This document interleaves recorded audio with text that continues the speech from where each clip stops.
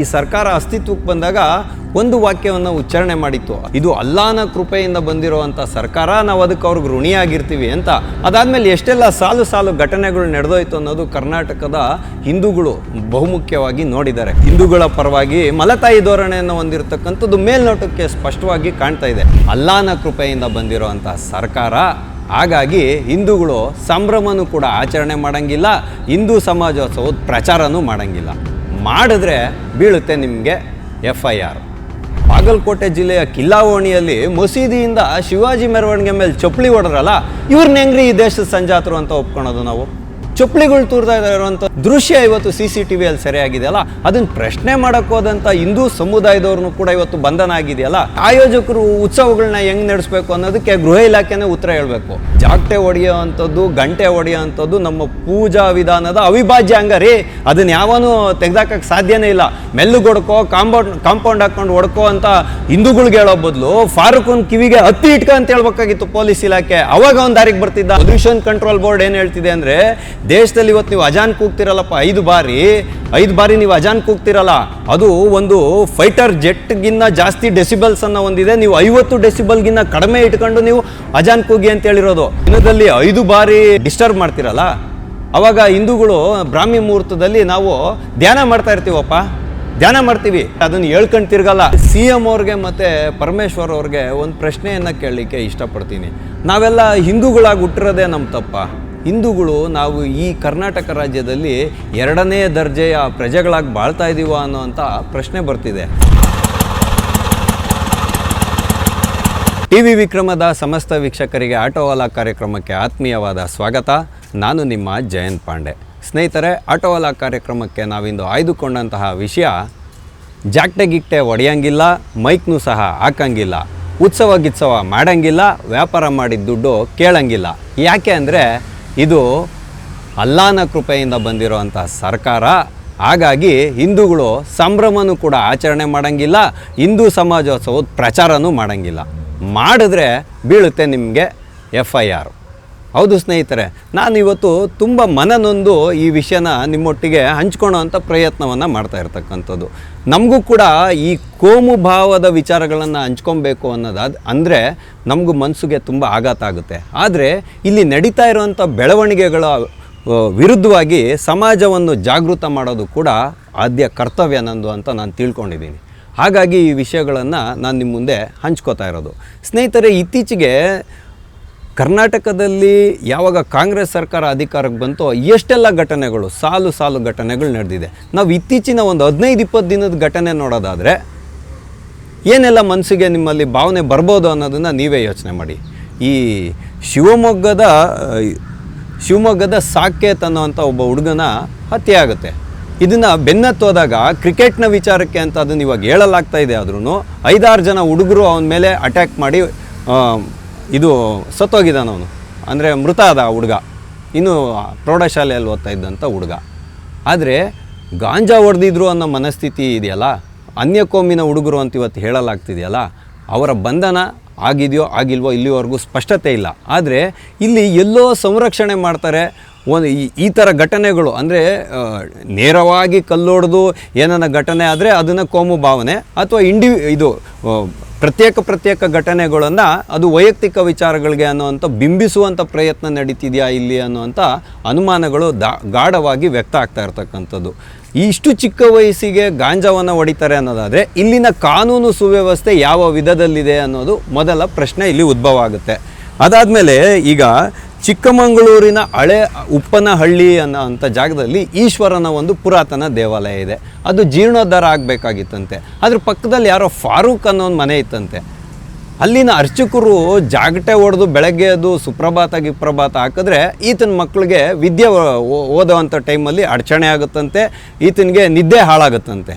Correct, ನಾವು ಒಪ್ಕೊಳ್ಳೋಣ, ಏನು ದೊಡ್ಡದಾಗಿ ಸೌಂಡ್ ಮಾಡಬಾರ್ದು, ಸರಿ ಇದೆ, ಯಾರೂ ಇಲ್ಲ ಅಂತ ಹೇಳ್ತಾ ಇಲ್ಲ. ಆದರೆ ಈ ಘಟನೆಗೆ ಹೊಂದಿಕೊಂಡಂತೆ ನಾವು ನೋಡುವಾಗ ಇನ್ನೂ 2 ಘಟನೆಗಳು ತಳ್ಕಾಕೊಳ್ಳುತ್ತೆ. ಛತ್ರಪತಿ ಶಿವಾಜಿ ಮಹಾರಾಜರಿದ್ದಾರಲ್ಲ, ಇವರು ಈ ದೇಶಕ್ಕೆ ಸ್ವಾಭಿಮಾನವನ್ನು ಕಲಿಸ್ಕೊಟ್ಟಂತಹ ಹಿಂದೂ ಸಮಾಜವನ್ನು ನಿದ್ರಸ್ಥ ಹಿಂದೂ ಸಮಾಜವನ್ನು ಬಡಿದೆಬ್ಬಿಸಿದಂಥ ಒಂದು ಮಹಾನ್ ಚೇತನ. ಅದರಲ್ಲಿ ಎರಡು ಮಾತಿಲ್ಲ. ಅವ್ರ ಮಗ ಸಂಭಾಜಿನೂ ಕೂಡ ಅಷ್ಟೇ, ಧರ್ಮಕ್ಕೋಸ್ಕರ ಪ್ರಾಣ ಕೊಟ್ಟಂಥ ಒಬ್ಬ ಮಹಾನ್ ಚೇತನ. ಅಂಥ ಒಬ್ಬ ದೈವಿ ಪುರುಷರು ಅಂತಲೇ ಹೇಳ್ಬೇಕು ಇಂಥವ್ರನ್ನೆಲ್ಲ. ಇಂಥವ್ರು ಮತ್ತೆ ಹುಟ್ಟಲ್ಲ, ಹಿಂದೂ ಸಮಾಜದಲ್ಲಿ ಮತ್ತೆ ಹುಟ್ಟಲ್ಲ, ಅದು ಎರಡು ಮಾತಿಲ್ಲ ಅದರಲ್ಲಿ. ಆದರೆ ಹುಟ್ಟಿರೋವಂಥವ್ರನ್ನ ನಾವು ಪೂಜ್ಯನೀಯ ಭಾವನೆಯಿಂದ ನೋಡಿದ್ರೆ, ಅವರ ಜನ್ಮ ಜಯಂತಿಯನ್ನು ಆಚರಣೆ ಮಾಡಿದ್ರೆ ಇವ್ರಿಗೆ ಯಾಕೆ ಅಷ್ಟೊಂದು ದ್ವೇಷ ಬರುತ್ತೆ ಅಂತ. ಇದು ಯಾಕೆ ಅಂದರೆ ಒಂದು ಉತ್ಸವ ಪ್ರಿಯರಿರೋಂಥ ದೇಶ ಕಂಡ್ರಿ ಇದು. ಉತ್ಸವಗಳು ನಾವು ಮಾಡ್ತೀವಿ, ಗಣೇಶೋತ್ಸವ ಮಾಡ್ತೀವಿ, ರಾಜ್ಯೋತ್ಸವ ಮಾಡ್ತೀವಿ, ಜಯಂತಿನೂ ಮಾಡ್ತೀವಿ, ಜನ್ಮ ಜಯಂತಿಗಳು ಮಾಡ್ತೀವಿ, ಎಲ್ಲನೂ ಮಾಡ್ತೀವಿ ನಾವು. ದುರ್ಗಾ ದುರ್ಗಾ ಮೆರವಣಿಗೆ ಮಾಡ್ತೀವಿ, ಎಲ್ಲನೂ ಮಾಡ್ತೀವಿ. ಹಂಗನ್ಬಿಟ್ಟು ಯಾರಿಗೋ ತೊಂದರೆ ಆಗುತ್ತೆ ಅಂತ ನಾವು ಉತ್ಸವಗಳನ್ನೇ ಆಚರಣೆ ಮಾಡೋಂಗಿಲ್ವಾ? ಸಂವಿಧಾನ ನಿಮಗೆ ಹಂಗೆ ಧರ್ಮಾಚರಣೆಯ ಹಕ್ಕನ್ನು ಕೊಟ್ಟಿದೆಯೋ ಹಿಂದೂ ಸಮಾಜಕ್ಕೂ ಕೊಟ್ಟಿದೆ ಅನ್ನೋದನ್ನು ಆಳೋಂಥ ಸರ್ಕಾರಗಳು ಕಟ್ಟುನಿಟ್ಟಾಗಿ ಹೇಳಬೇಕು, ಈ ಥರ ಯಾರು ಹಲ್ಲೆ ಮಾಡ್ತಾರೋ. ಹಂಗಾಗಿ ಈ ಬಾಗಲಕೋಟೆ ಜಿಲ್ಲೆಯ ಕಿಲ್ಲಾವೋಣಿಯಲ್ಲಿ ಮಸೀದಿಯಿಂದ ಶಿವಾಜಿ ಮೆರವಣಿಗೆ ಮೇಲೆ ಚಪ್ಪಲಿ ಹೊಡೆದ್ರಲ್ಲ, ಇವ್ರನ್ನ ಹೆಂಗ್ರಿ ಈ ದೇಶದ ಸಂಜಾತರು ಅಂತ ಒಪ್ಕೊಳೋದು ನಾವು? ಯಾರಾದರೂ ಒಪ್ಕೊಳಕ್ಕಾಗುತ್ತಾ? ಛತ್ರಪತಿ ಶಿವಾಜಿ ಮಹಾರಾಜರ ಮೆರವಣಿಗೆ ಮೇಲೆ ಕಲ್ಲು ತೂರೋದೊಂದು ಭಾಗ ಅಂದರೆ ಚಪ್ಪಲಿಗಳು ತೂರ್ತಾ ಇರೋವಂಥದ್ದು ದೃಶ್ಯ ಇವತ್ತು CCTV ಅಲ್ಲಿ ಸರಿಯಾಗಿದೆಯಲ್ಲ. ಅದನ್ನು ಪ್ರಶ್ನೆ ಮಾಡೋಕ್ಕೆ ಹೋದಂಥ ಹಿಂದೂ ಸಮುದಾಯದವ್ರನ್ನೂ ಕೂಡ ಇವತ್ತು ಬಂಧನ ಆಗಿದೆಯಲ್ಲ. ಅಂದರೆ ಈ ಸರ್ಕಾರ ಯಾವ ರೀತಿಯಾಗಿ ಗೃಹ ಇಲಾಖೆಯಲ್ಲಿ ಕೆಲಸ ಮಾಡ್ತಾ ಇದೆ ಅಂದರೆ, ಒಂದು ಘಟನೆ ಘಟಿಸುತ್ತೆ ಅಂದರೆ ಎರಡೂ ಸಮುದಾಯದವರು ಕಾರಣ ಇದಕ್ಕೆ ಅಂತ ಹೇಳುವಂಥ ಘಟನೆ ಬರುತ್ತೆ. ಹಾಗಾಗಿ ನೋಡಿ, ಕಲಬುರಗಿಯಲ್ಲೂ ರಾವೂರು ಅನ್ನೋವಂಥ ಒಂದು ಗ್ರಾಮದಲ್ಲೂ ಕೂಡ ಶಿವಾಜಿ ಅವರ ಮೆರವಣಿಗೆ ಮೇಲೆ ಕಲ್ಲು ತೂರಾಟ ನಡೆದಿದೆ. ಇಲ್ಲಿನೂ ಕೂಡ ಎರಡೂ ಸಮುದಾಯದವ್ರನ್ನ ಬಂಧನ ಮಾಡಿದ್ದಾರೆ. ಹಂಗಂದರೆ ಆಯೋಜಕರು ಉತ್ಸವಗಳನ್ನ ಹೆಂಗೆ ನಡೆಸಬೇಕು ಅನ್ನೋದಕ್ಕೆ ಗೃಹ ಇಲಾಖೆನೇ ಉತ್ತರ ಹೇಳಬೇಕು.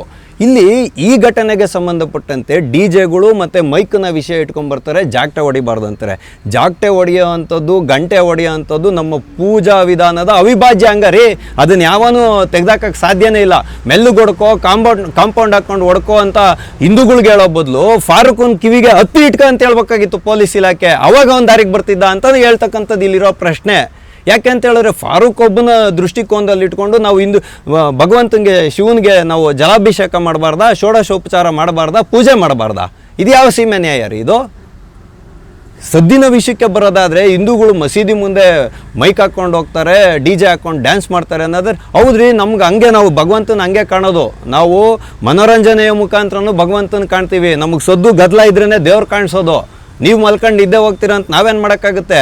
ಆ ಲೆಕ್ಕಾಚಾರಕ್ಕೆ ಬರೋಕ್ಕೆ ಹೋದರೆ ಸುಪ್ರೀಂ ಕೋರ್ಟ್ನ ಆಜ್ಞೆಯನ್ನು ನೀವು ಎಲ್ಲಿ ಕಟ್ಟುನಿಟ್ಟಾಗಿ ಪಾಲಿಸಿದ್ದೀರಾ ಅನ್ನೋಂಥ ಪ್ರಶ್ನೆ ಬರುತ್ತೆ. ಯಾಕೆ ಅಂತಂದರೆ, ಇವತ್ತು ಪೊಲ್ಯೂಷನ್ ಕಂಟ್ರೋಲ್ ಬೋರ್ಡ್ ಏನು ಹೇಳ್ತಿದೆ ಅಂದರೆ, ದೇಶದಲ್ಲಿ ಇವತ್ತು ನೀವು ಅಜಾನ್ ಕೂಗ್ತಿರಲ್ಲಪ್ಪ 5 ಬಾರಿ ನೀವು ಅಜಾನ್ ಕೂಗ್ತಿರಲ್ಲ, ಅದು ಒಂದು ಫೈಟರ್ ಜೆಟ್ಗಿನ್ನ ಜಾಸ್ತಿ ಡೆಸಿಬಲ್ಸನ್ನು ಹೊಂದಿದೆ. ನೀವು 50 ಡೆಸಿಬಲ್ಗಿನ್ನ ಕಡಿಮೆ ಇಟ್ಕೊಂಡು ನೀವು ಅಜಾನ್ ಕೂಗಿ ಅಂತ ಹೇಳಿರೋದು. ಇಷ್ಟಕ್ಕೂ ಇಸ್ಲಾಂ ಸಂಸ್ಥಾಪನೆ ಆದಾಗ ಅಜಾನ್ನೇನ ನೀವು ಕೂತ್ಕೊಂಡು ಮೈಕಲ್ಲ ಹೇಳ್ತಿದ್ರಿ. ಕಾಲದಂಗೆ ನೀವು ಅಪ್ಡೇಟ್ ಆಗಿದ್ದೀರಾ, ಯಾರೂ ಇಲ್ಲ ಅಂತ ಹೇಳ್ತಿಲ್ಲ. ಹಿಂದೂಗಳು ಟಮಟೆನ ಹಿಂದೂ ಧರ್ಮ ಶುರುವಾದಾಗಿಂದನೂ ಹೊಡಿತಿದ್ದೀವಿ ನಾವು. ಡೊಳ್ಳು, ಓಲ್ಗ, ಟಮಟೆ, ಇದನ್ನೆಲ್ಲ ಉತ್ಸವ, ಇದನ್ನೆಲ್ಲ ಹಿಂದೂ ಧರ್ಮದ ಅವಿಭಾಜ್ಯ ಅಂಗ, ಸನಾತನ ಪರಂಪರೆಯಿಂದನೇ ಇದು ಬೆಳೆದು ಬಂದಿರೋದು. ಅದನ್ನು ಕಟ್ಕೊಂಡು ನಿಮ್ಗೆ ಯಾಕೆ ಹೊಟ್ಟೆ ಉರಿ? ನಿಮ್ಮ ಮಸೀದಿ ಮುಂದೆ ಹೊಡಿಬಾರ್ದು ಅಂದರೆ ನಾವು ಹೋಗಿರ್ತೀವಿ. ಆದರೆ ಇಲ್ಲಿರ್ತಕ್ಕಂಥ ಪ್ರಶ್ನೆ ಏನು ಅನ್ನೋದಾದರೆ, ನೀವು ಫೈಟರ್ ಜೆಟ್ಟು ಫ್ಲೈಟ್ಗಳಿಗಿನ್ನ ಹೆಚ್ಚಿನ ಡೆಸಿಬಲ್ ಇಟ್ಟು ಸಮಾಜನ ಒಂದು ದಿನದಲ್ಲಿ 5 ಬಾರಿ ನೀವು ಡಿಸ್ಟರ್ಬ್ ಮಾಡ್ತೀರಲ್ಲ, ಆವಾಗ ಹಿಂದೂಗಳು ಬ್ರಾಹ್ಮಿ ಮುಹೂರ್ತದಲ್ಲಿ ನಾವು ಧ್ಯಾನ ಮಾಡ್ತಾ ಇರ್ತೀವಪ್ಪ. ಧ್ಯಾನ ಮಾಡ್ತೀವಿ. 4 ಸೂರ್ಯ ಹುಟ್ಟೋದಕ್ಕೆ 1.5 ಗಂಟೆ ಮುಂಚೆ ಎದ್ದು ಧ್ಯಾನ ಮಾಡೋವಂಥ ಬಹುತೇಕರಿದ್ದಾರೆ. ಅದನ್ನು ಹೇಳ್ಕೊಂಡು ತಿರ್ಗಲ್ರಿ. ಇವತ್ತು ಒಂದೊಂದು ಮಸೀದಿಯಿಂದ ಒಂದು ಅಜಾನ್ ಹೊಡೆದ ಅಂತ ಹೇಳಿದ್ರೆ 1 ಕಿಲೋಮೀಟ್ರ್ ಸರೌಂಡಿಂಗಲ್ಲಿ ಸಂಪೂರ್ಣವಾಗಿ ಕೇಳುತ್ತೆ.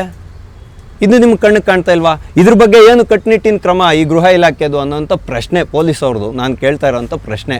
ಇದನ್ನು ಕೇಳಬೇಕಲ್ವ ಕಟ್ಟುನಿಟ್ಟಾಗಿ. ಅದಾದಮೇಲೆ ಹಿಂದೂಗಳು ಮುಕ್ತವಾಗೂ ವ್ಯಾಪಾರ ಮಾಡೋಂಗಿಲ್ಲ ಇದೆ ಈ ಕರ್ನಾಟಕ ರಾಜ್ಯದಲ್ಲಿ. ಚಿತ್ರದುರ್ಗದಲ್ಲಿ ಸಂತೆಹಳ್ಳ ಅನ್ನೋವಂಥ ಒಂದು ಬೀದಿಯಲ್ಲಿ ವಿಕ್ರಮ್ ಚೌಧರಿ ಅಂತ ಹೇಳೋರು ಚೌಧರಿ ಮೊಬೈಲ್ಸ್ ಅನ್ನೋವಂಥ ಒಂದು ಅಂಗಡಿ ಇಟ್ಕೊಂಡಿದ್ದಾರೆ.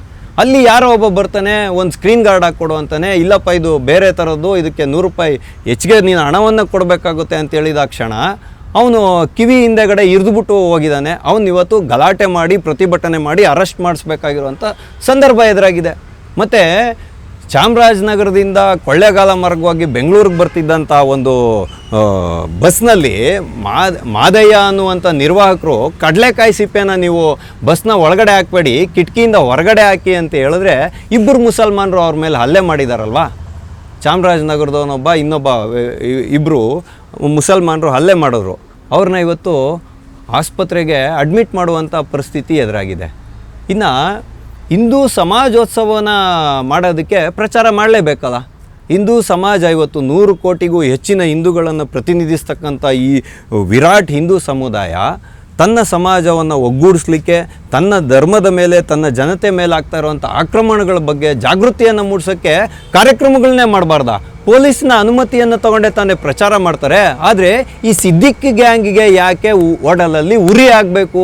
ನಾಪೋಕ್ಲೋಲ್ಲಿ ನಿನ್ನೆ ಗೌತಮ್ ಅನ್ನೋ ಹುಡುಗ ಒಂದು ಹಿಂದೂ ಸಂಗಮದ ಒಂದು ಪ್ರಚಾರವನ್ನು ಮಾಡ್ತಾಯಿದ್ರೆ ಆತನ ಮೇಲೆ ಗಂಭೀರವಾಗಿ ಹಲ್ಲೆ ನಡೆಸಲಾಗಿದೆ. ಈ ಸಿದ್ದಿಕ್ ಗ್ಯಾಂಗ್ನಲ್ಲಿ ಕಾಂಗ್ರೆಸ್ ಮುಖಂಡನ ಮಗನೂ ಇದ್ದಾನೆ ಅಂತ ಇವತ್ತು ಹೇಳಲಾಗ್ತಿದೆಯಲ್ಲ. ಇಲ್ಲಿ ಏನು ನಡೀತಿದೆ ಅಂತ ಯಾಕೆ ಅಂತ ಹೇಳಿದ್ರೆ, ಈ ಸರ್ಕಾರ ಅಸ್ತಿತ್ವಕ್ಕೆ ಬಂದಾಗ ಒಂದು ವಾಕ್ಯವನ್ನು ಉಚ್ಚಾರಣೆ ಮಾಡಿತ್ತು. ಅದು ಏನು ಅಂತ ಹೇಳಿದ್ರೆ, ಇದು ಅಲ್ಲಾನ ಕೃಪೆಯಿಂದ ಬಂದಿರುವಂಥ ಸರ್ಕಾರ, ನಾವು ಅದಕ್ಕೆ ಅವ್ರಿಗೆ ಋಣಿಯಾಗಿರ್ತೀವಿ ಅಂತ. ಅದಾದಮೇಲೆ ಎಷ್ಟೆಲ್ಲ ಸಾಲು ಸಾಲು ಘಟನೆಗಳು ನಡೆದೋಯ್ತು ಅನ್ನೋದು ಕರ್ನಾಟಕದ ಹಿಂದೂಗಳು ಬಹುಮುಖ್ಯವಾಗಿ ನೋಡಿದ್ದಾರೆ. ಕರ್ನಾಟಕದ ಜನತೆ ಅನ್ನೋಕ್ಕಿಂತ ಹಿಂದೂಗಳು ಬಹುಮುಖ್ಯವಾಗಿ ನೋಡಿದ್ದಾರೆ. ಇದು ಹೆಂಗಿದೆ ಅಂತ ಹೇಳಿದ್ರೆ, ಎತ್ತಿಗೆ ಜ್ವರ ಬಂದರೆ ಎಮ್ಮೆಗೆ ಬರೆ ಹಾಕೋದು, ಮತ್ತು ಈ ಮಲತಾಯಿ ಧೋರಣೆಯನ್ನು ಹೊಂದಿದೆಯಾ ಈ ಸರ್ಕಾರ? ಹಿಂದೂಗಳ ಪರವಾಗಿ ಮಲತಾಯಿ ಧೋರಣೆಯನ್ನು ಹೊಂದಿರತಕ್ಕಂಥದ್ದು ಮೇಲ್ನೋಟಕ್ಕೆ ಸ್ಪಷ್ಟವಾಗಿ ಕಾಣ್ತಾ ಇದೆ. ಮತ್ತು ಅದೇ ಚಿಕ್ಕಮಂಗ್ಳೂರಿನಲ್ಲಿ ಸುಧಾ ಅನ್ನೋರ ಮನೆ ಮೇಲೆ ಕಲ್ಲು ಹೊಡೆದ್ರಲ್ಲ, ಆವಾಗ ಬಂಧನ ಆಗಿದೆಯಲ್ಲ ಸಮುದಾಯದವ್ರ ಮೇಲೆ. ಆದರೆ ಹಿಡ್ಕೊಟ್ಟಂಥ ಬಜರಂಗ ದಳದ ಯುವಕರ ಮೇಲೂ ಕೂಡ FIR ಹಾಕುವಂಥ ಮಟ್ಟಕ್ಕೆ ಈ ಸರ್ಕಾರ ಕೀಳು ಮಟ್ಟಕ್ಕೆ ಇಳಿಯುತ್ತೆ ಅಂದರೆ, ಹಂಗಂದ್ರೆ ನಾವೇನು ಮಾಡಬೇಕು? ನಾವೇನಾದರೂ ಕಳ್ಳನ್ನ ಹಿಡಿದ್ರೆ ನೈತಿಕ ಪೊಲೀಸ್ಗಿರಿ ಅಂತ ಪಟ್ಟ ಕಟ್ತೀರಾ. ಅದರಲ್ಲಿ ಯಾರಾದರೂ ಒಬ್ಬರು ಹಿಂದೂ ಸಂಘಟನೆಯ ಕಾರ್ಯಕರ್ತ ಇದ್ದರೆ, ಹಂಗಂದರೆ ಕಳ್ಳ ಬಂದು ಒತ್ಕೊಂಡು ಹೋಗ್ತಾ ಇದ್ರೆ ನೀನು ಒತ್ಕೊಂಡು ಹೋಗಪ್ಪ ಅಂತ ಬಿಡಬೇಕು. ನಾವು ಪೊಲೀಸವ್ರು ಬರೋವರೆಗೂ ಕಾಯಬೇಕು ಅನ್ನೋ ಅಂಥ ಅರ್ಥವನ್ನು ನೀವು ಕೊಡ್ತಾ ಇದ್ದೀರಾ ಅನ್ನೋದು ಇಲ್ಲಿ ಗಮನಕ್ಕೆ ಬರುತ್ತೆ. ಆದರೆ ಇಲ್ಲಿ ಬಹುಮುಖ್ಯವಾಗಿ ಹುಡ್ತಾ ಇರುವಂಥ ಪ್ರಶ್ನೆ ಏನು ಅಂತ ಹೇಳಿದ್ರೆ, ನಿಧಾನವಾಗಿ ಈ ಮುಸ್ಲಿಂ ಸಮುದಾಯ ಸರ್ಕಾರ ತನ್ನ ಪರವಾಗಿದೆ ಅನ್ನೋವಂಥ ವಿಷಯವನ್ನೇನಾದರೂ ಮನಸ್ಸಿನಲ್ಲಿ ಇಟ್ಕೊಂಡು ಹಿಂದೂಗಳ ಮೇಲೆ ಈ ರೀತಿಯಾದಂಥ ಕ್ಷುಲ್ಲಕ ವಿಷಯಗಳನ್ನ ಇಟ್ಕೊಂಡು ಮಾರಣಾಂತಿಕವಾಗಿ ಹಲ್ಲೆ ಮಾಡ್ತಕ್ಕಂಥದ್ದು, ಹತ್ಯೆ ಮಾಡ್ತಕ್ಕಂಥದ್ದು, ಮನೆಗಳ ಮೇಲೆ ಕಲ್ತೂರ್ತಕ್ಕಂಥದ್ದು, ದೇವಸ್ಥಾನಗಳ ಪೂಜಾ ಪಾಠಗಳಿಗೆ ವಿರೋಧವನ್ನು ವ್ಯಕ್ತಪಡಿಸ್ತಕ್ಕಂಥದ್ದು, ಉತ್ಸವಗಳಿಗೆ ವಿರೋಧವನ್ನು ವ್ಯಕ್ತಪಡಿಸೋದನ್ನು ನೋಡ್ತಾ ಇದ್ದರೆ, ಹಿಂದೂಗಳು ನಾವು ಈ ಕರ್ನಾಟಕ ರಾಜ್ಯದಲ್ಲಿ 2ನೇ ದರ್ಜೆಯ ಪ್ರಜೆಗಳಾಗಿ ಬಾಳ್ತಾ ಇದ್ದೀವ ಅನ್ನೋವಂಥ ಪ್ರಶ್ನೆ ಬರ್ತಿದೆ.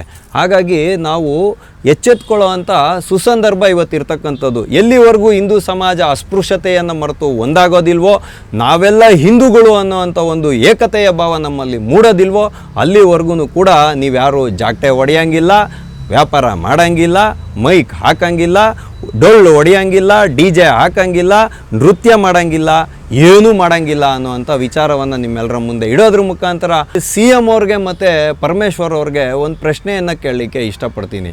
ನಾವೆಲ್ಲ ಹಿಂದೂಗಳಾಗಿ ಹುಟ್ಟಿರೋದೇ ನಮ್ಮ ತಪ್ಪ?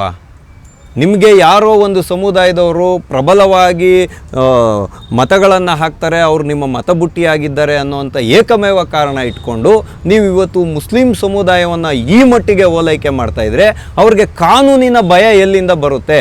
ನಾನು ಯಾರ ಮೇಲಾದರೂ ಈ ಥರ ಅನಧಿಕೃತವಾಗಿ ಆಕ್ರಮಣವನ್ನು ಮಾಡಿದ್ರೆ, ಹಲ್ಲೆ ಮಾಡಿದ್ರೆ ನನಗೆ ಶಿಕ್ಷೆ ಆಗುತ್ತೆ ಅನ್ನೋ ಭಯವೇ ಹೊರಟೋದಾಗ ಆ ಸಮುದಾಯಕ್ಕೆ ಇಂಥ ಮನಸ್ಥಿತಿ ಮೂಡೋದ್ರಲ್ಲಿ ಯಾವುದೇ ಅನುಮಾನ ಬೇಕಾಗಿಲ್ಲ.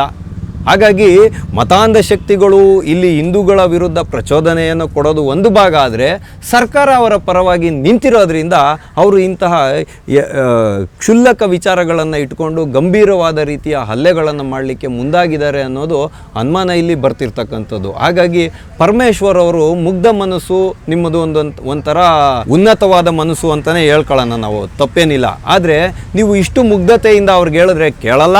ಹಾಗಾಗಿ ನೀವು FIR ಹಾಕಬೇಕು, ನನಗೇನು ಗೊತ್ತಿಲ್ಲ ಅಂತ ಹೇಳೋದನ್ನು ಬಿಟ್ಟು ಅವ್ರಿಗೆ ಕಠಿಣವಾದಂಥ ಸೆಕ್ಷನ್ಗಳ ಅಡಿಯಲ್ಲಿ ಬಂಧನ ಮಾಡಿ ಶಿಕ್ಷೆಗೆ ಒಳಪಡಿಸಿದಾಗ ಈ ಸಮಾಜಕ್ಕೆ ಒಂದು ಸ್ವಲ್ಪ ಜಾಗೃತಿ ಬರ್ಬೋದು. ಯಾಕೆಂದರೆ ಈ ದೇಶದಲ್ಲಿ ಕಾನೂನು ಜೀವಂತವಾಗಿದೆ. ನಾವು ಯಾರು ಕಾನೂನನ್ನ ಕೈಗೆತ್ಕೊಂಡು ಯಾರ ಮೇಲೂ ಹಲ್ಲೆ ಮಾಡಬಾರ್ದು, ಏನಾದರೂ ಇದ್ದರೆ ಹೋಗಿ ಸ್ಟೇಷನಲ್ಲಿ ದೂರನ್ನು ಕೊಡಬೇಕು ಅನ್ನುವಂಥ ಒಂದು ಮನಸ್ಥಿತಿಯನ್ನು ಮಾಡೋ ಕಡೆಗೆ ಈ ಸರ್ಕಾರ ಹೆಜ್ಜೆಯನ್ನಿಡಬೇಕು ಅಂತ ನಾವಿಲ್ಲಿ ವಿನಂತಿಯನ್ನು ಮಾಡ್ತೀವಿ. ಆಟೋವಾಲ ಕಾರ್ಯಕ್ರಮವನ್ನು ನಾವಿಂದು ಮುಗಿಸ್ತಾ ಇದ್ದೇವೆ. ಮುಂದೆ ಇಂತಹದ್ದೇ ಒಂದು ಕುತೂಹಲಕಾರಿಯಾದ ವಿಷಯದೊಂದಿಗೆ ನಾವೆಲ್ಲರೂ ಮತ್ತೆ ಭೇಟಿಯಾಗೋಣ. ಅಲ್ಲಿವರೆಗೂ ಟಿ ವಿ ವಿಕ್ರಮವನ್ನು ಸಬ್ಸ್ಕ್ರೈಬ್ ಮಾಡುವುದರ ಮುಖಾಂತರ, ನಿಮ್ಮ ಸದ್ವಿಚಾರಗಳನ್ನು ಕಾಮೆಂಟ್ ಮಾಡುವುದರ ಮುಖಾಂತರ ಹಾಗೂ ಶೇರ್ ಮಾಡುವುದರ ಮುಖಾಂತರ ನಮ್ಮನ್ನು ಪ್ರೋತ್ಸಾಹಿಸಿ. ಟಿವಿ ವಿಕ್ರಮ, ದೇಶ ನಿಮ್ಮ ಕೈಯಲ್ಲಿ. ಈ ಕಾರ್ಯಕ್ರಮ ನಿಮಗೆ ಇಷ್ಟ ಆಗಿದ್ದಲ್ಲಿ ಲೈಕ್, ಶೇರ್ ಹಾಗೂ ಕಮೆಂಟ್ ಮಾಡಿ. ಟಿವಿ ವಿಕ್ರಮದ ಕಾರ್ಯಕ್ರಮಗಳನ್ನು ನಿರಂತರವಾಗಿ ವೀಕ್ಷಿಸಲು ಸಬ್ಸ್ಕ್ರೈಬ್ ಮಾಡಿ, ಬೆಲ್ ಐಕನ್ ಒತ್ತಿ.